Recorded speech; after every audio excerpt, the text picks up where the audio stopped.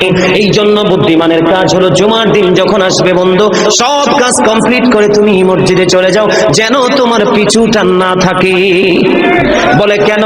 আমাদের দোষের কিন্তু বন্ধু শেষ নাই।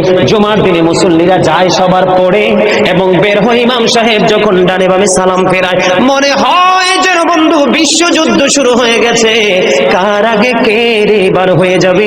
অথচ আমার নবীর আদর্শ নিয়ে আমি আজকে ওয়াজ করছি বন্ধু। Disturb, don't disturb me. তোমরা আমি বললে আওয়াজ দিবে, নয়তো চুপ করে আলোচনা শুনবে, কারণ আজকের সময় অত্যন্ত গুরুত্বপূর্ণ। কারণ আমি যদি 5 মিনিট সময় পাই, একটা হাদিস শোনাতে পারবো।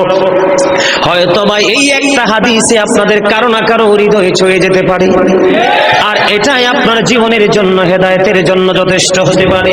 বন্ধু, মুসল্লিরা যায় রে সবার পরে, বের হয়ে আসে সবার আগে, এটা মুসলমানের কখনো চরিত্র হতে পারে না। তাকওয়া সম্পূর্ণ ব্যক্তির আদর্শ কখনো হতে পারে না। হাদিস শরীফ খুলে দেখি বন্ধু, আমার নবী বলেছেন, রে আমার উম্মত, জুমার দিন সাইয়্যিদুল আইয়াম, সব দিনের চাইতে শ্রেষ্ঠ। ঈদুল ফিতর, ঈদুল আজহার দিনের চাইতেও দামি। এই জুমার দিনের ফজিলত বরকত নিয়ে আলোচনা করলে বন্ধু রাত একটাই কভার করা যাবে না, এত বরকত এই জুমার দিনের। আমার নবী বলেছে, উম্মতের দল, জুমার দিনে কেউ যদি সবার আগে মসজিদে যায় আর সবার পরে যদি কেউ মসজিদ থেকে বের হয়, আপনি যাবেন, সবার আগে যাওয়ার আগে সুন্দর করে গোসল করবেন, উত্তম জামা, নতুন জামা পরবেন, আতর গোলাপ লাগাবেন।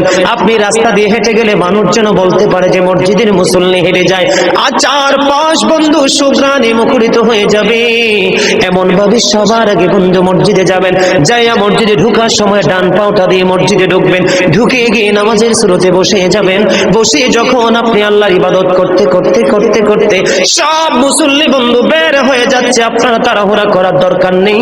কারণ মনে রাখতে হবে, আসছি সবাই যেমনি একা একা, আবার যাব একা একা, হিসাবও দিতে হবে একা একা।